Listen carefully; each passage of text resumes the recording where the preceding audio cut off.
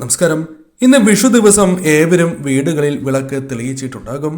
എന്നാൽ വീടുകളിൽ വിളക്ക് തെളിയിക്കുമ്പോൾ കാണുന്ന ചില ശുഭകരമായ ലക്ഷണങ്ങളെക്കുറിച്ചാണ് ഈ വീഡിയോയിലൂടെ പരാമർശിക്കുന്നത്.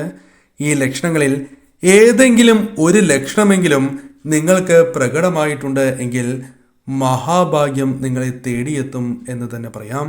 ഈശ്വര കടാക്ഷം നിങ്ങളിലുണ്ട്.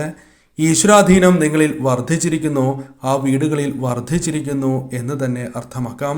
അതിനാൽ ശുഭകരമായ കാര്യങ്ങൾ നിങ്ങളുടെ ജീവിതത്തിൽ നല്ല സമയം ആരംഭിക്കാൻ പോകുന്നു എന്ന് തന്നെ അർത്ഥമാക്കാം. ആ ലക്ഷണങ്ങൾ ഇവയാണ്.